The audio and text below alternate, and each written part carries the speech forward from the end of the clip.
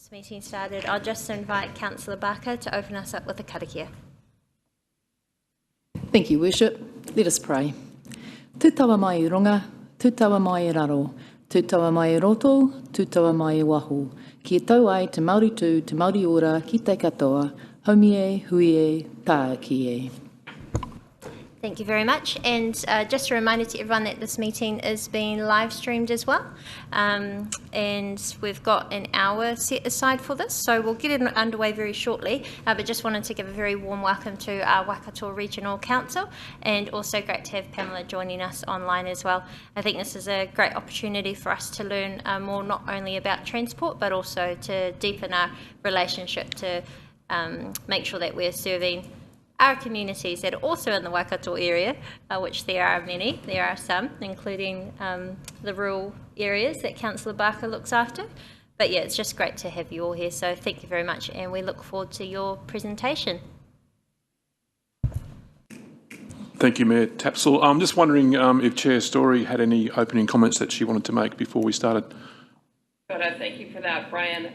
Thank you, Mayor Tanya, to yourself and your councillors for making time available for us to come in and discuss regional rating for public transport across the Waikato Regional Council area.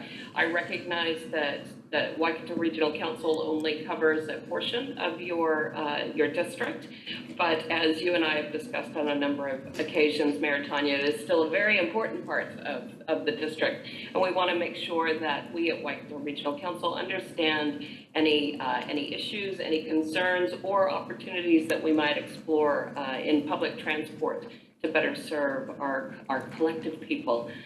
So I'll turn over now to the team to just acknowledge the others from WRC that are in attendance today and take you through what our proposals are around. Oh, and I should stress that this is just a pre-engagement piece. This is in response to a decision that we made during our LTP to transition to a regional rating for public transport. And now what we're going through is some pre-engagement to refine our thinking about how we might apply that regional rating when we make the decision to go out and consult on that through our next annual plan. So just a little bit of context, but I'll turn over to Brian and the team at this point. Go ahead. Thank you, Chair Story. So just got the presentation that we sent through, and we'll work through that today. In 2021, as part of we completed a public transport business improvement review, which looked at what stood in between the aspirations of our regional public transport plan and the ability to actually implement it. One of the barriers that review highlighted was the highly complex funding model that we currently have for collecting rates for public transport. At that time, Waikato Regional Council only rated for PT on behalf of Hamilton City, and in other areas it was dependent upon territorial authorities to rate. Regional Council made some small steps towards regional rating in 2022, where we picked up rating for public transport in the Eastern District, so Thames, Coromandel, Hauraki, Matamata-Piako. And at that time, we also consulted on some new network concepts for those areas at that time. The network changes, though, unfortunately didn't get funded through the NLTF, but Waikato Regional Council picking up the rates for public transport still went ahead. So the concept was again picked up this year through our long-term plan process, and the decision to rate regionally was preferred. The rating model, which is how we collect the rates, from the options we consulted on in the long-term plan, was undecided, and Council recommended that more options be investigated for consultation through the annual plan process. So that's why we're here today. As Pamela, Chair Story, has said, this is a pre-engagement conversation. We are seeking views from all the territorial authorities on things like the principles that we're talking about, but also the models that I'll share with you today. We go to the next slide. So this is the agenda for today. So there's some scene setting, looking at what we're trying to achieve with the conversation. I'll go through. We've got 3 draft model options to talk about. and then articulate what the next steps might be in this particular process. As I was saying earlier, the Waikato region's approach to collecting rates of public transport investment is complex. Some territorial authorities rate for public transport and pass this through to Waikato Regional Council, while other areas Waikato Regional Council rates for public transport services itself. What we would prefer would have to simplify the process is to actually have public transport services rated region-wide. Simplifies the rating process and simplifies the investment approach, reducing administrative effort and enabling more flexible arrangements for providing public transport. So that's the sort of background of what we're looking at. We have developed some draft models, and we're looking forward to having a conversation about those today. So the objective, what we're hoping to achieve, is feedback on the model options and any preference you might have on any of those model options. And we're looking at a future rating concept on behalf of the whole region, so we need to take into consideration some principles that we've developed that we're using to score the models, and I'll show you those in a couple of slides' time. Just in terms of the scope of what we're talking about here, I think it's important that we just cover off at least the first 2 dot points there now. So community transport and total mobility are included in each draft option, and that goes to the concept of public transport being a public good. And to be clear, the Tahuia train service that we also run is out of scope for this particular conversation, because that's running under its own trial for the time being. Those other 4 dot points there, I think, are well covered in the principles which I'll share with you shortly. One thing that's really, I think, good to understand and I guess to articulate also is the way that public transport funding actually works. So look at those three rectangles there on the right-hand side.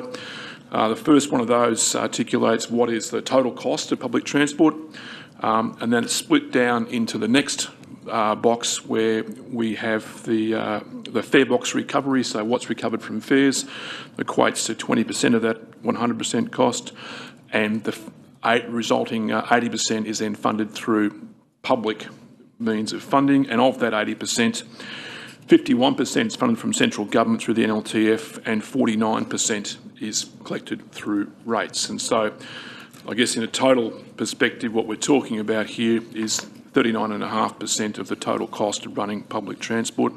And just to be clear again, what we're talking about here on the left-hand side there is bus, total mobility, community transport, and it does not include Tahuia. This map on the left-hand side there is a map that is taken from the Waikato Regional Public Transport Plan and is an aspirational concept. It is what the future of the public transport system could look like, but I guess the reason for this is not to dwell on that map. That's just an aspirational view of what it could look like. But I think the important elements here is that we want whatever rating model we come up with to actually be able to allow for the future, so to allow for what we might need to do in terms of services and demand, and so that it is actually flexible in that respect. This slide gives an idea of how the Waikato region stacks up against the other regions in terms of investment levels per capita in public transport. So this is the share, if that makes sense. So these figures are based on the 24-25 approved program in the NLTP. And you can see there that the Waikato region's investment in public transport is modest. If the Waikato region wants public transport services in line with the aspirational vision of the RPTP, then we can expect that investment levels may increase over time.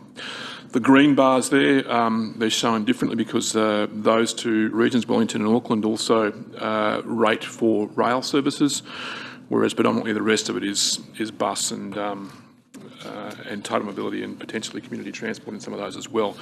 In brackets there, for each of those regions, we've also included what is the population level of each of those, just for comparison's sake.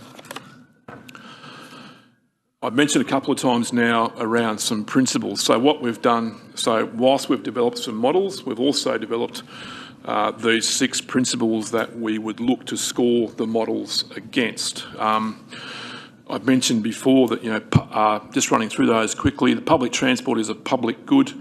So I guess the point with that is that it's good for the region's communities, economy and environment to have good PT. And so the concept there is we all pay something, even if it's not accessed by everyone. We wanted to make sure that we adopted a boundaryless approach. So one of the issues we've had is that we've been constrained a bit by administrative boundaries in terms of how we collect rates. And so, the services, delivery and the funding models should support a boundaryless approach. I've mentioned just before that it needs to be fit for the future. That's a good principle. One also that's had a lot of conversation at Waikato Regional Council as the concept of being fair, and so that people can see and understand how what they're paying and how that it contributes to the broad benefits of public transport, and to have an understanding of that. It clearly needs to be an efficient process. We don't want to have something which is overly complicated and difficult to administer, and the principle of transparency is one we've also included there. People need to be able to see and understand how what they pay has been calculated. So they were the basic principles that we adopted. So I'll move into the draft model options that I wanted to talk about today. In this process, we did go around and speak to other regional councils that have different rating models for public transport, and we spent some time talking with Environment Canterbury and also the Greater Wellington Regional Council, because they had some reasonably well developed models for public transport rating. We recently took 5 options to Waikato Regional Council workshop. 2 of those 5 options were ruled out because they were seen to be unnecessarily complex and did not align sufficiently well with the principles that we've just spoken about. So what I'm talking about today are the remaining 3 options with you. So just in terms of the options, I've got a slide here which sort of talks about some really base level assumptions. So all figures are based on 24-25 funding levels. It's not based on us seeking any new funding from territorial authorities. We're talking about 226,000 rateable units across the region. And I should also say here that the figures here are broad figures, so don't count on them being as exactly accurate, but broadly speaking, what we're talking about here is a total rates take of around 15.8 million. So all those figures are indicative. Public transport funding requirements fluctuates, based on whether we receive funding through the LTF, based on fare box recovery rates, fuel and labour costs and those sort of things. So that's why those figures are largely indicative figures. The first option I wanted to talk about is the simplest option of them all. So there's 2 options within this option. So every unit is treated the same and pays the same across the region. So this can be done as a unit-based or a uniform charge, or a CV-based charge. So option 1A there is a uniform charge, and what we're talking about there is every rateable unit in the region pays $70 each year. The other version of that particular option is where we've looked to apply a CV-based charge of $6 per 100,000 CV value, so CV. So, and the table there just broadly shows what that would look like for a 500,000, a million and a $2 million property. And that's what that rates plays out to be. There is some rounding in those numbers, so just to be clear on that, they don't quite add up exactly, but that's broadly speaking what they would be. The second option, again, is another whole of region treated the same option, but this time it's what we're calling the 80-20 split. This option introduces a simple targeted component. So the 20% is the same as before. The total rate is collected region-wide. Everyone pays something. And then the 80% is a locally targeted. is locally targeted to urban areas serviced by buses. So what we're looking to do is to adopt here a definition of an urban area would be the same as the one that you would use in your rating schemes. And so if that urban area is serviced by a bus, then it's a targeted area under this model. So if I flick over to the next slide, this again is another version, I suppose, of what I showed for the option one. Just for the purpose of explaining this, if you just look at the 2A column there in the box, I'll just explain how this works. So anywhere in the region, you would pay $14 as your region-wide rate. And if you had a property within an urban area that has a bus service, you would also pay a targeted rate, giving a total charge of $105 per unit. So the $14 region-wide charge and the $91 targeted charge are added together to get to the $105 property charge in that particular example. We've also done this, the other option of course here is to do this as a CV-based charge.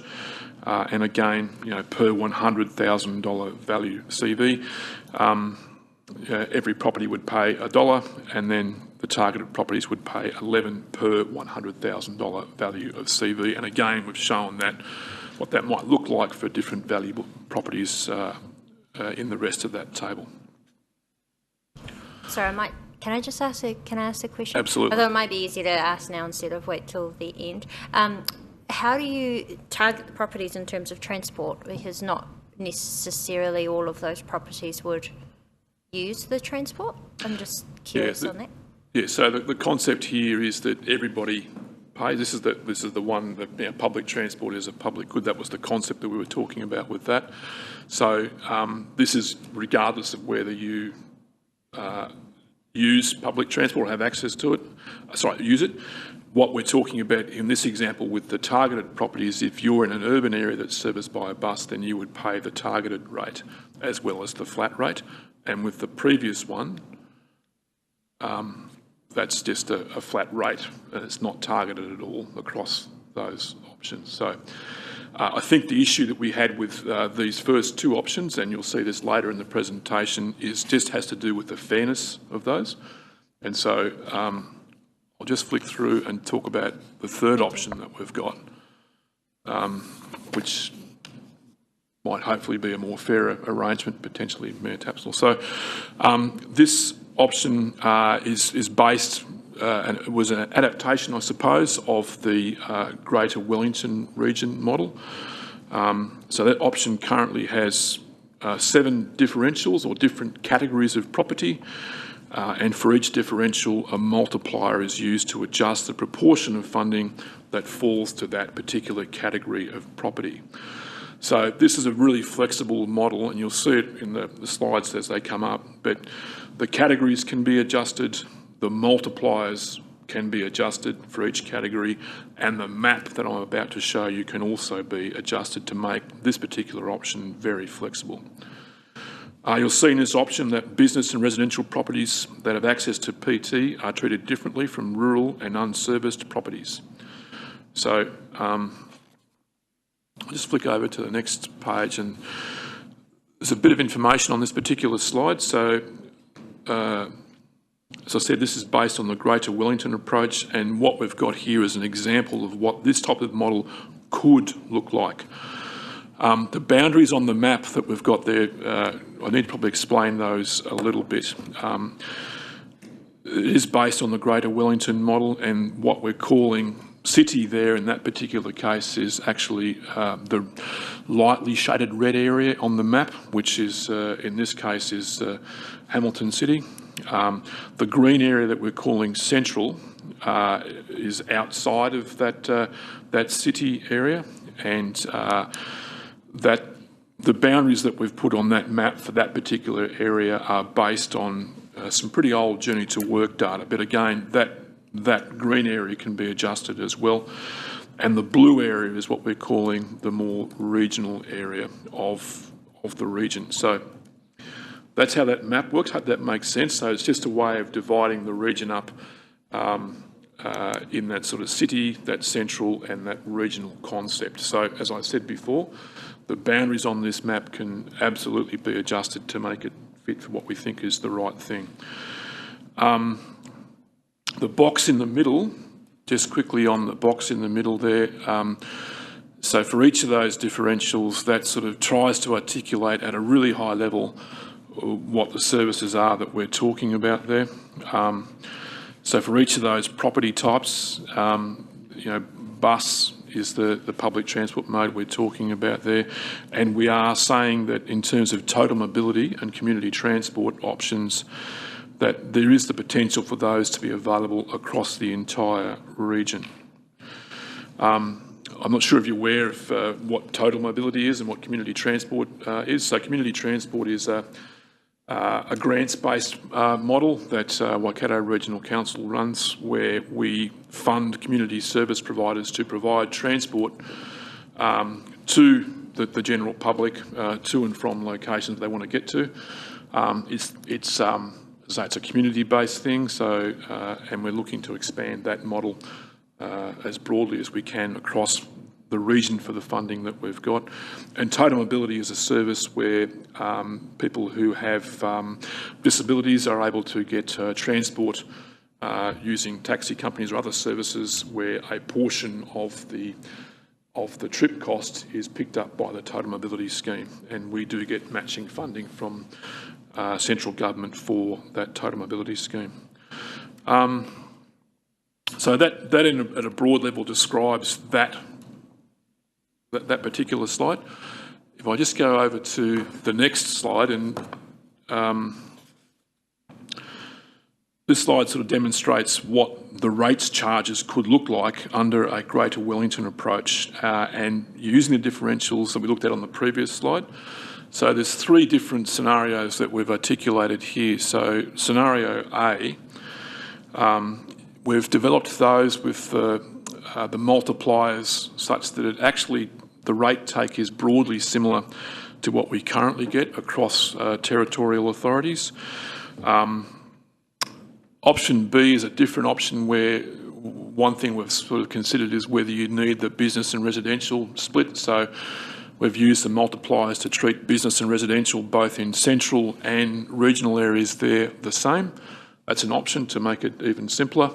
And option C is just a third option that we've got, where we were trying to spread the costs more evenly across the district.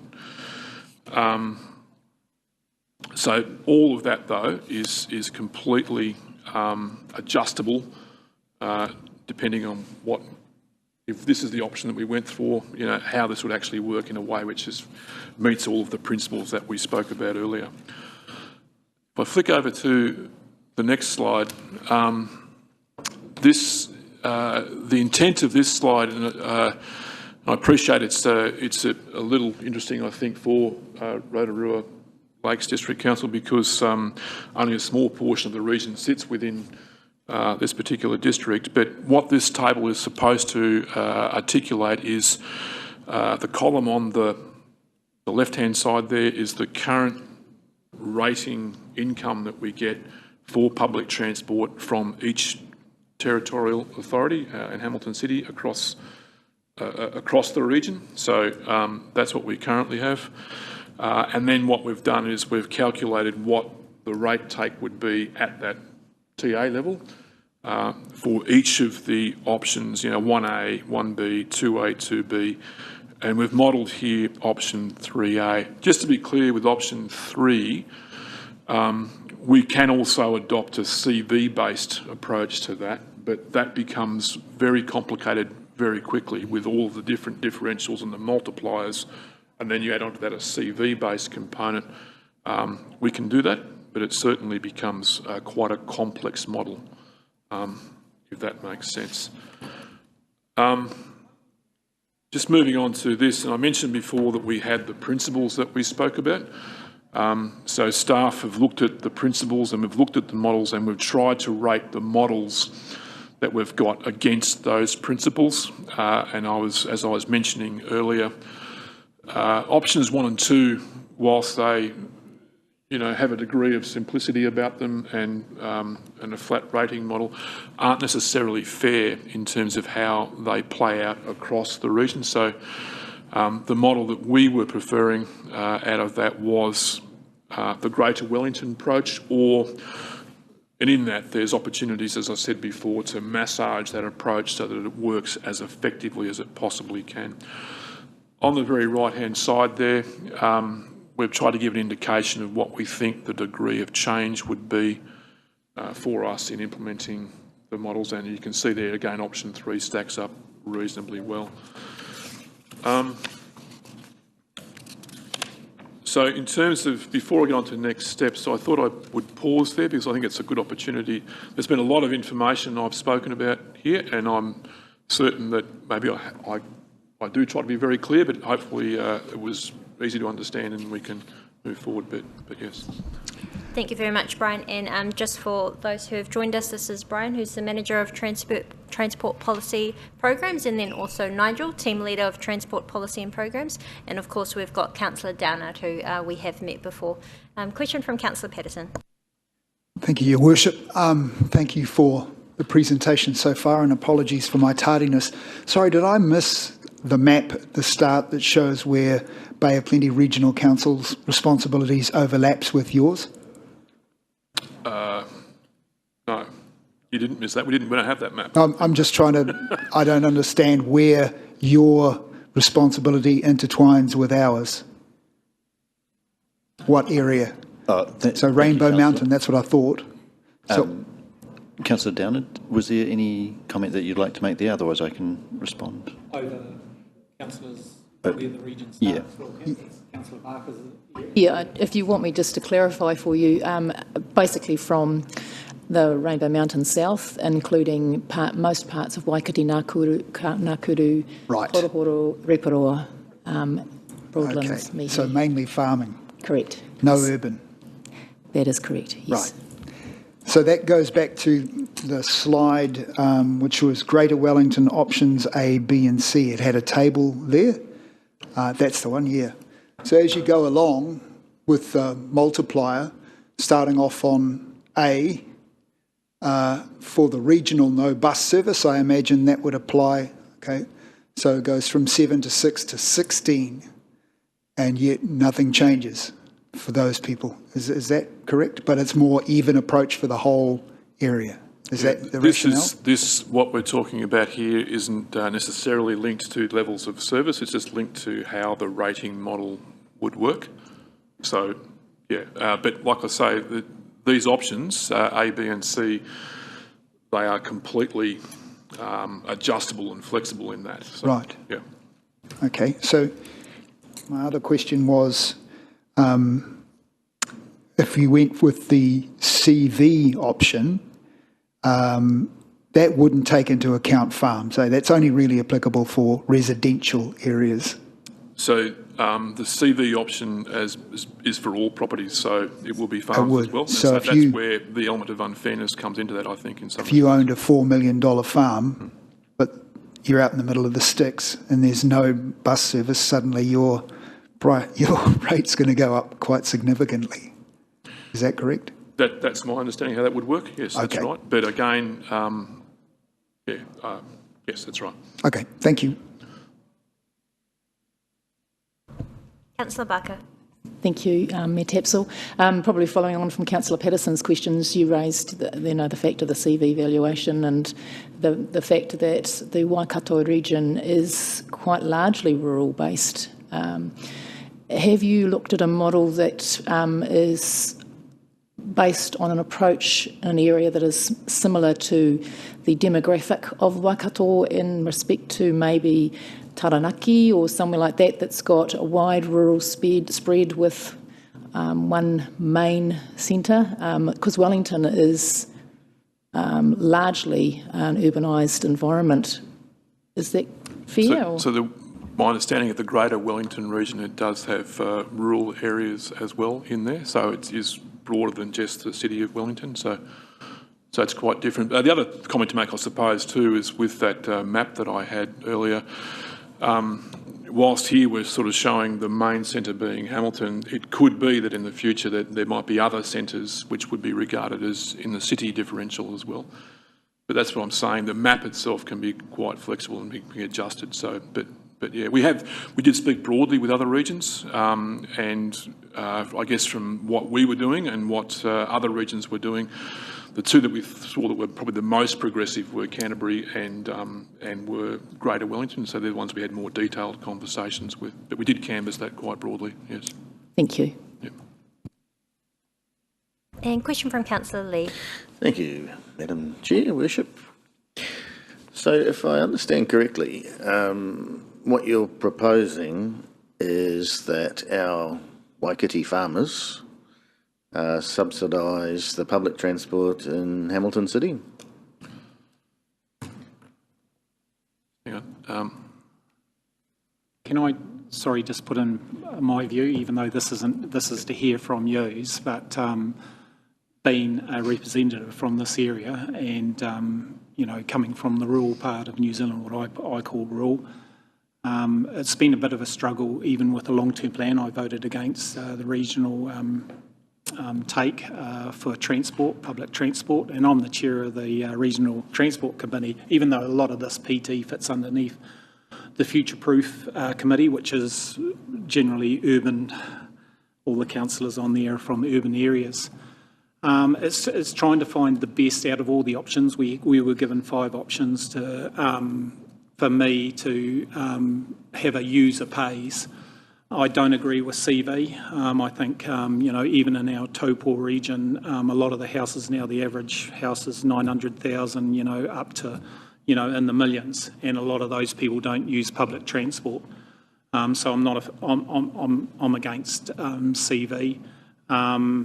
When it comes down to the 5 options, the actual Wellington option was the best option. If you take out the CV and then just base it on the different categories that they have, like they charge businesses, because obviously I've got 2 kids in Auckland, they don't provide parking, so they've got to take public transport. So, you know, businesses should be accounted for that.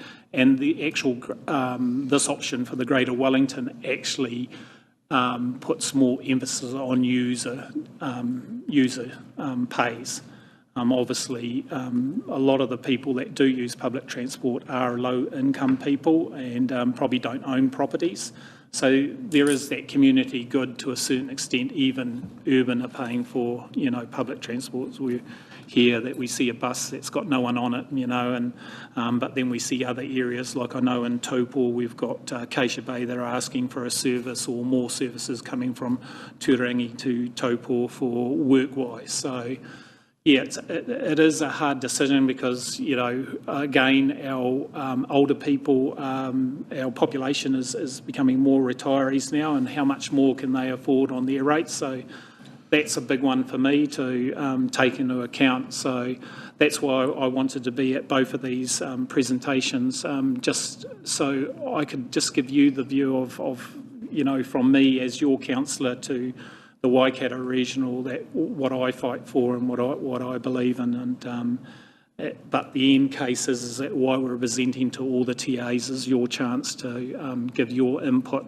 into there, and I don't want to influence that, but you know, especially it's a small region out to Rotorua and stuff like that where we don't have PT, it's more community transport.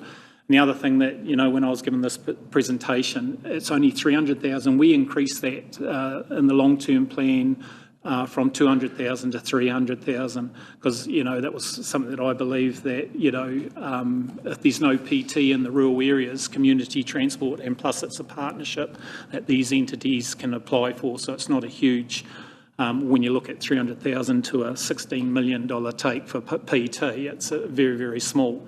And that's something that we could look at increasing, you know, to give more benefit back to those rural areas to take. Because when we looked at the Gabriel disaster or weather event, you know, up in the Coromandel where State Highway 5 was closed, it was those community transports that got into those communities and we were able to get those old people to appointments to hospitals and around the place. So that's why I believe, and we are, and that's what's vulnerable in the rural community.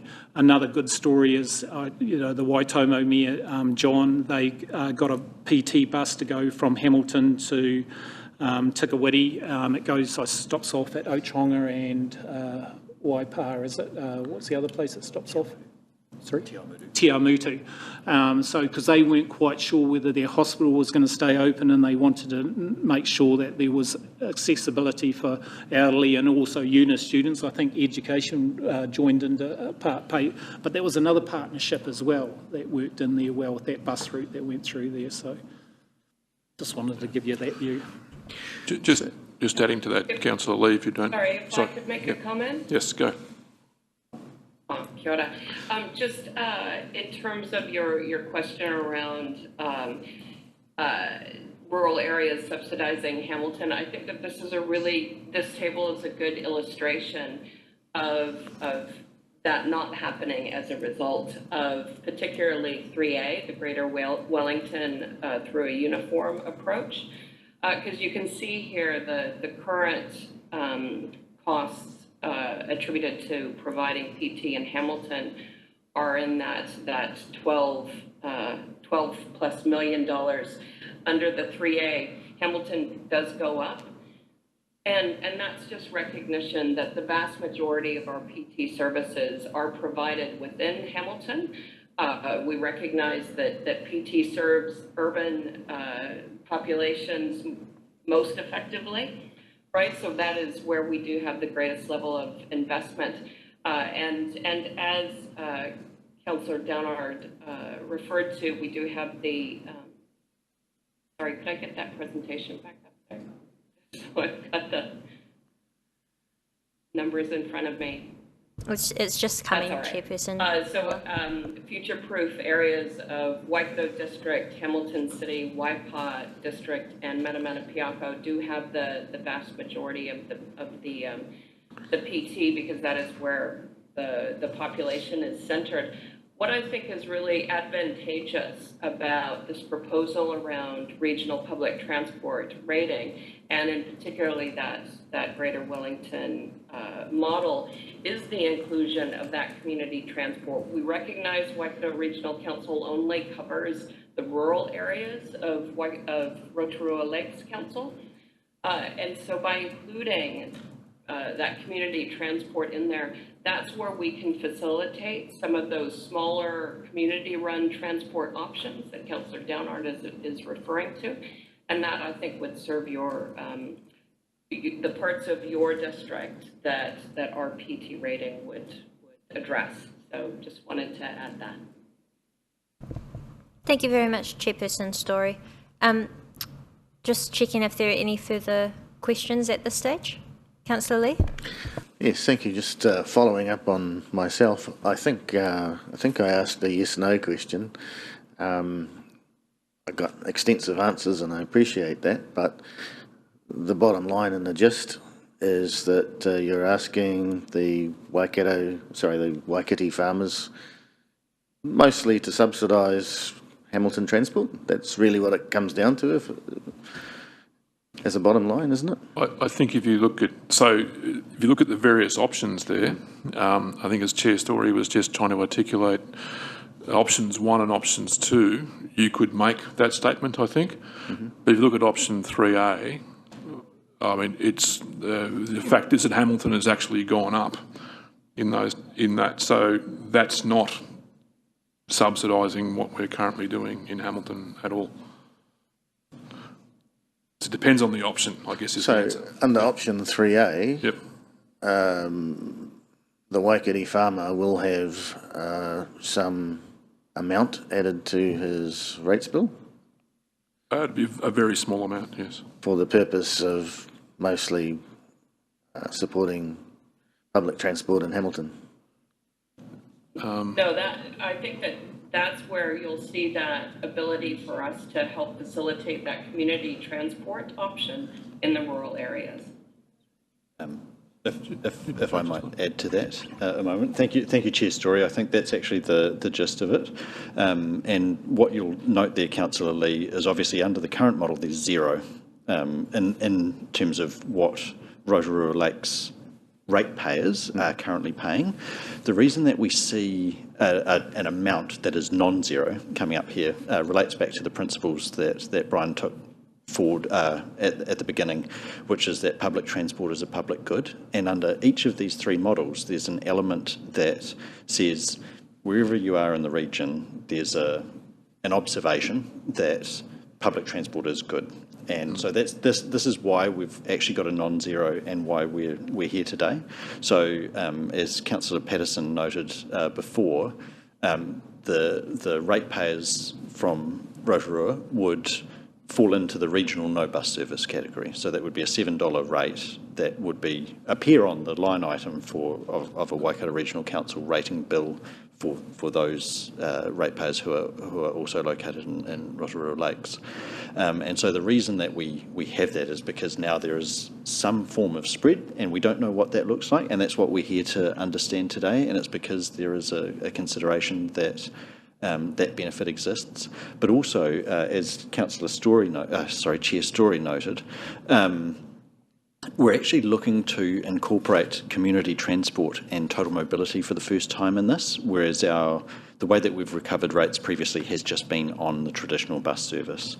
And so what we're trying to do is expand our understanding of what public transport is across the region and how we can get into those communities. And we do note that the best way to get into rural communities might not be, say, a regular scheduled service, but it's supporting community transport in some way. And going back to that previous table, the amount that sort of does land for Rotorua ratepayers is on this modelling about $10,000 per annum. So I don't know if that also further helps or hinders, but I hope that does. Oh, it helps. I have another follow-up question, if I may. What would be the total rate take from the Rotorua district for you folk? Oh. About $10,000 under 3A. Option 3A as it stands, it's was it $10,000? Yeah, it comes out to about $10,000. But I should just say, that's under that 3A model with the differentials as they currently are and the multipliers as they currently are in that scenario. But as I was saying earlier, those things are entirely adjustable. And under options 1 and 2? 1 and 2, well, so option 1A, where it was circa $100,000, it's $160,000 under the CV-based one. It's 2 would be $20,000 and for the uniform rate and $30,000 for the CV-based rate. And I might just check, sorry, Chair Story, were you going to add an extra comment in just before?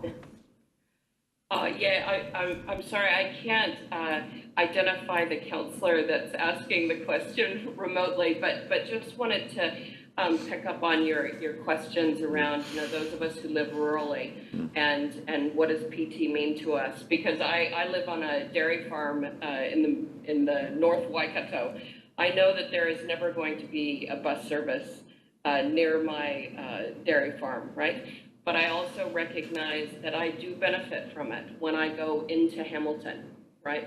So when I'm driving into Hamilton to either go to an appointment, go to council, attend various things in the more urbanized areas, I know that if more people are on a bus, then that's less traffic that I have to, negotiate with when I have to drive in.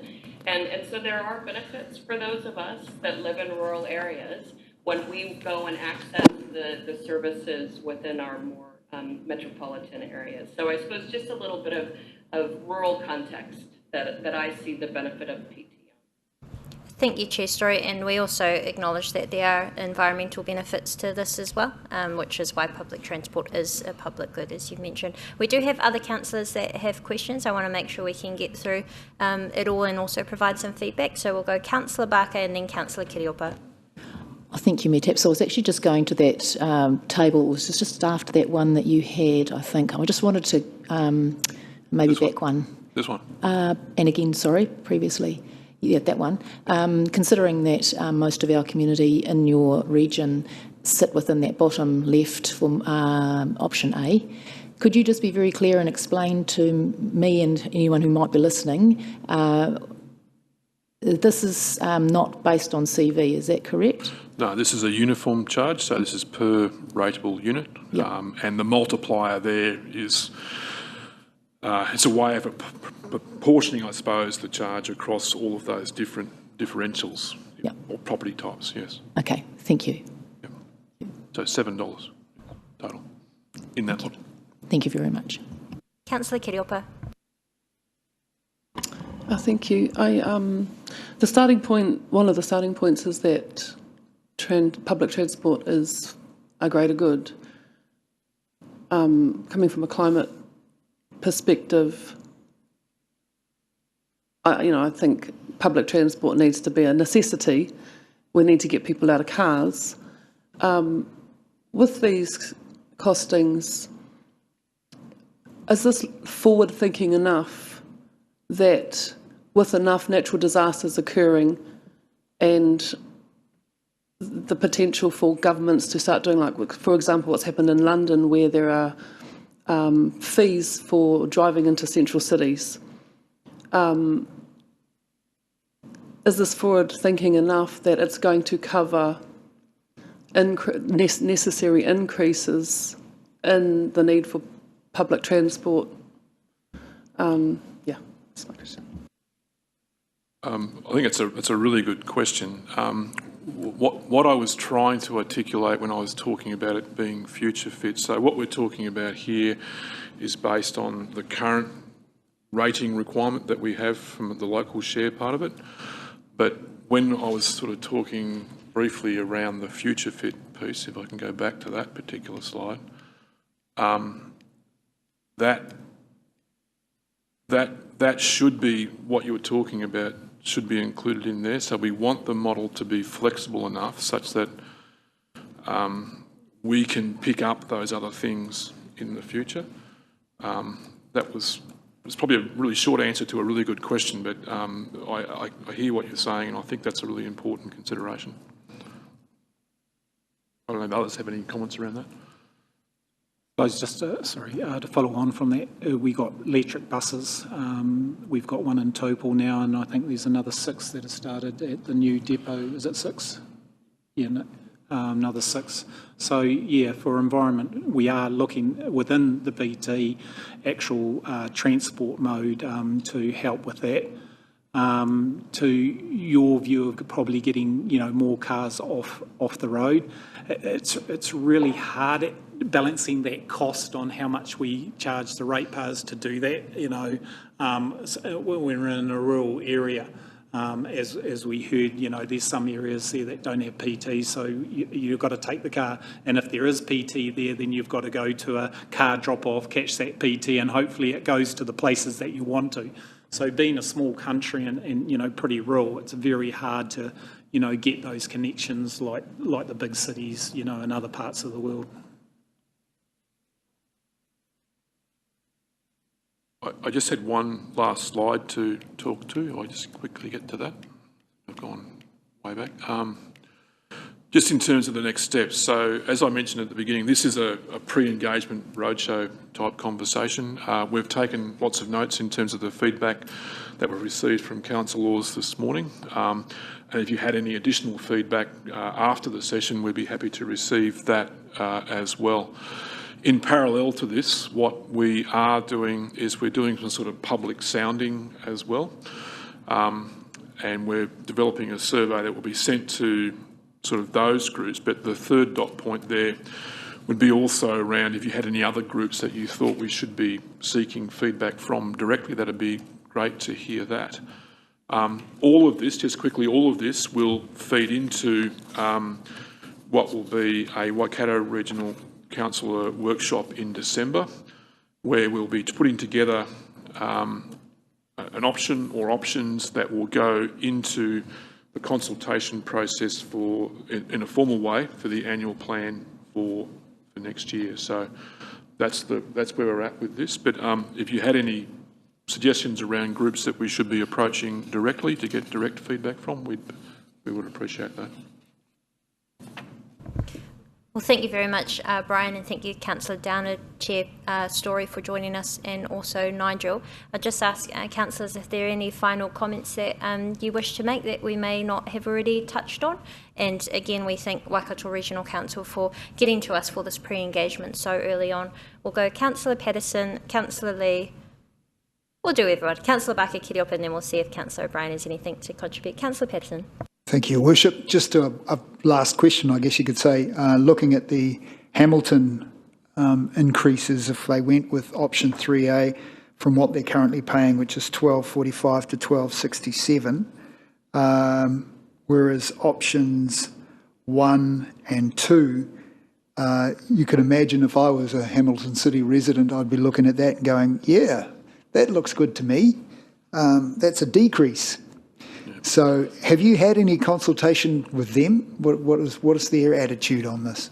We will have consultation with them, not as yet in this type of environment, but I think for me, from a regional perspective, as we were talking about the fairness principle, that to me doesn't seem fair if we went for those other options where they were paying significantly less. So given that there's a hell of a lot more of them than there are of our community, how do you weight the opinion and the feedback of that population group versus our small sector?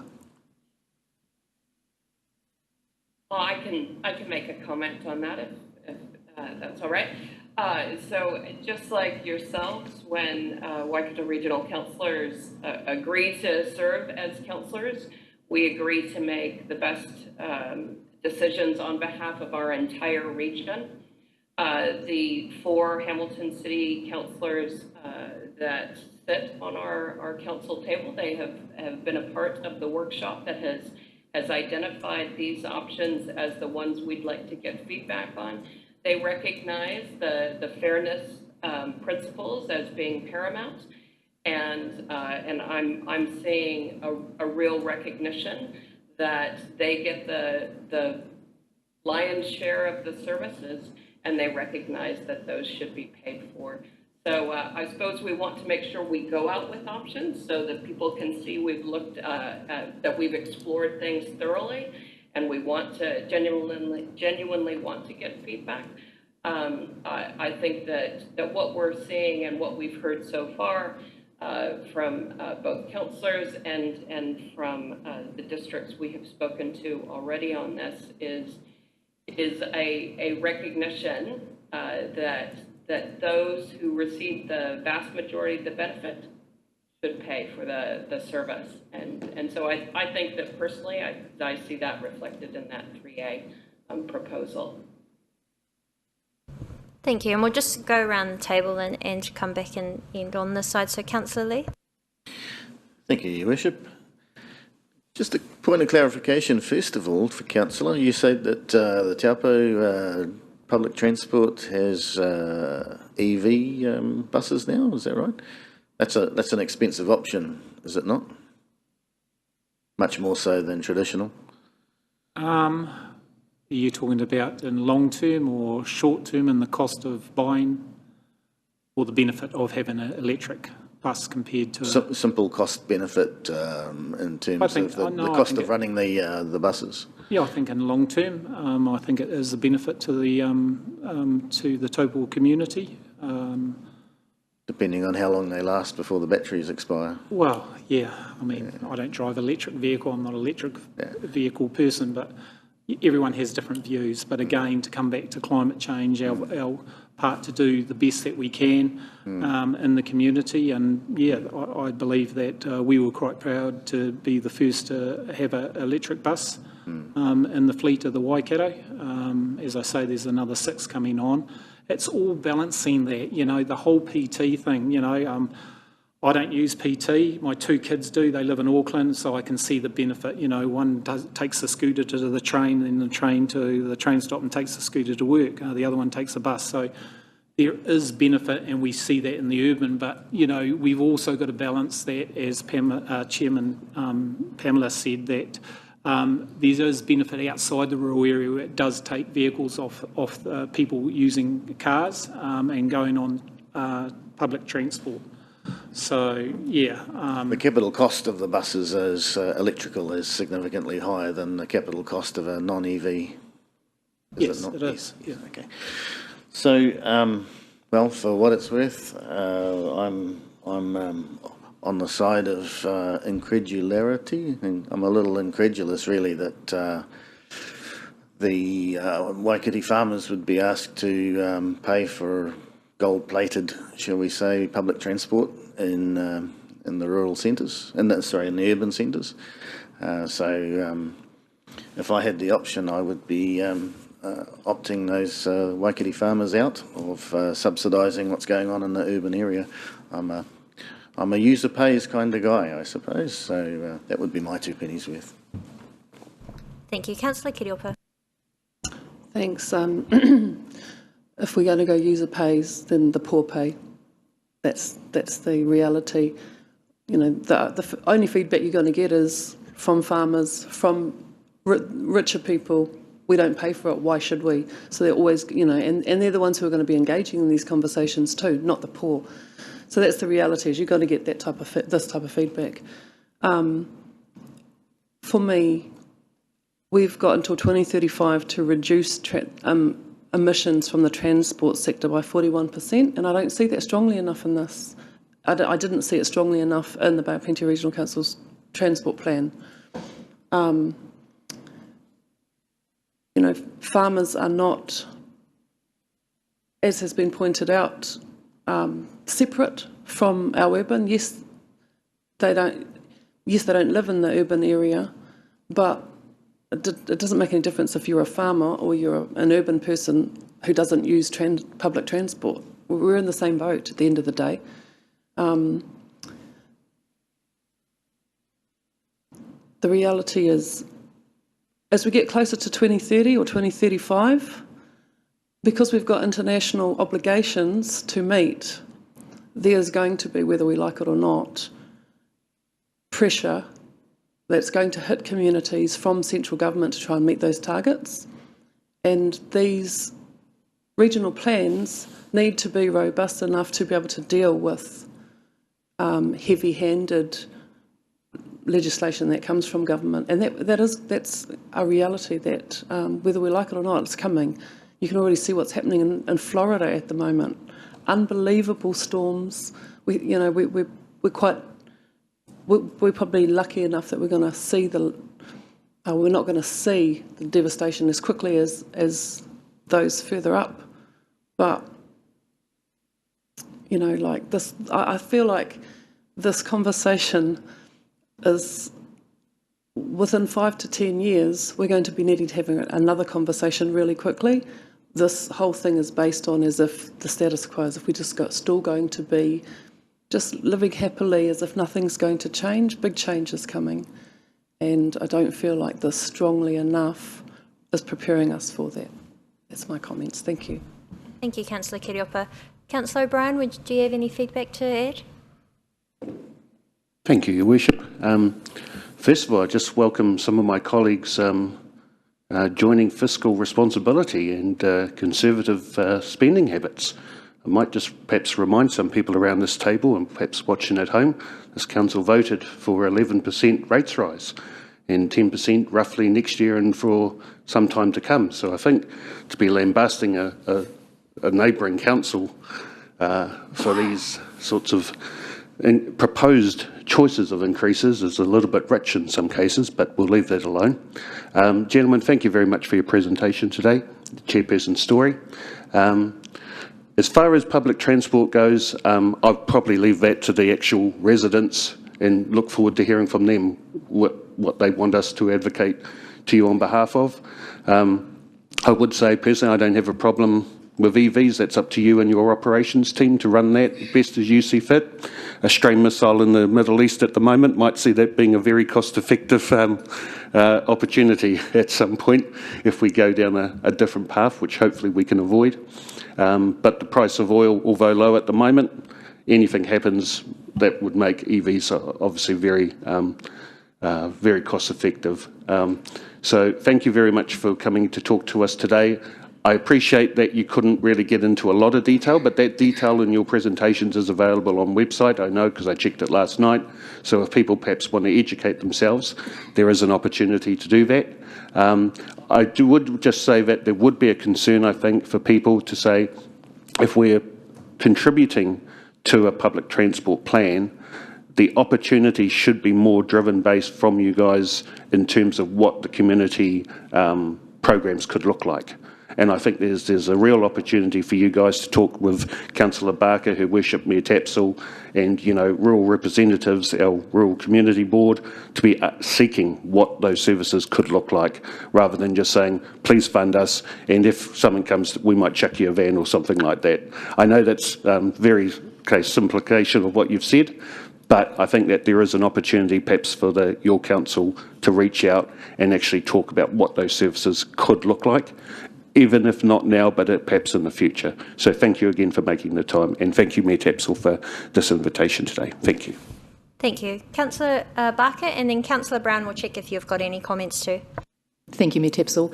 Thank you, Brian, Nigel and Councillor Dannard for coming today and presenting this information. It's most helpful, and I note the community feedback you got in your long-term plan was a little bit divided on this issue, so I really commend you for going out for further consultation and working on options to help to try and tease out a more reasonable option or options for the community to consult on.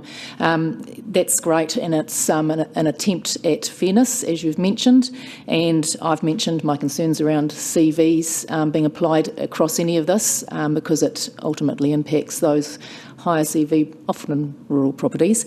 So the option 3A is a great attempt at mitigating those things while still getting a contribution towards the future for transport needs that possibly may come to the rural communities at some stage. But also I'd like to endorse Councillor O'Brien's comments around the community transportation options and making our rural communities more aware of and sticking with that commitment to give decent amounts of funding towards those to help us in the meantime, because most of my community in this area do not have access to public transport at all, so they'll be wanting to see, options that will, provide them some benefits as well.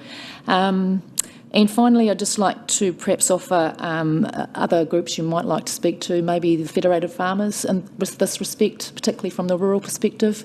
I think they may have some feedback on this type of proposal, and maybe our rural board as well, our rural community board. But thank you very much for your time and presenting this information for us. Thank you. Thank you, Councillor Barker. Councillor Brown, did you have anything you wish to add? Just echoing Councillor Barker's comments. I think a 3A would be the most palatable, i.e. because it's the least.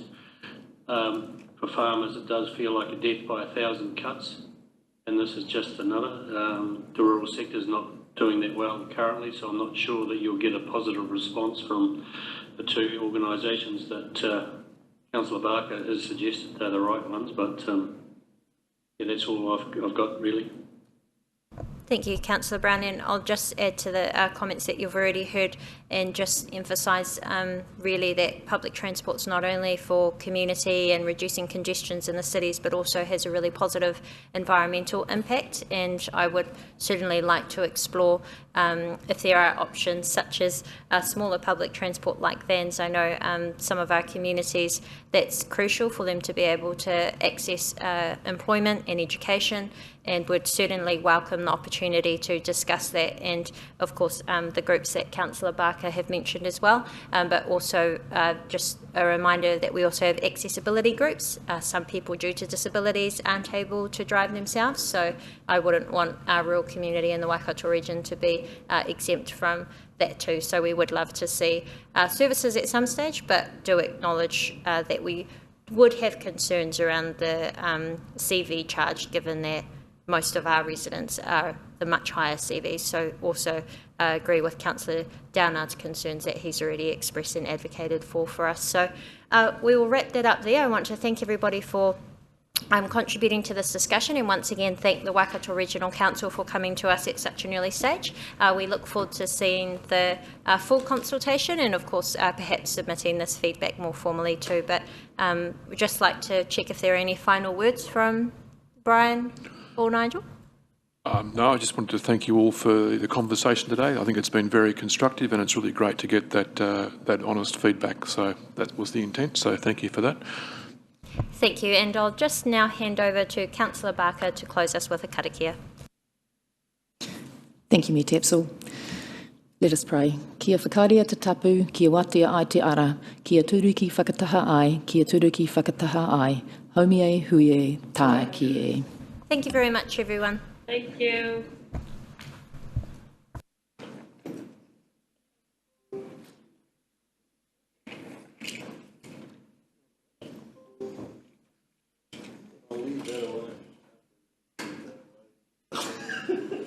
Fire away.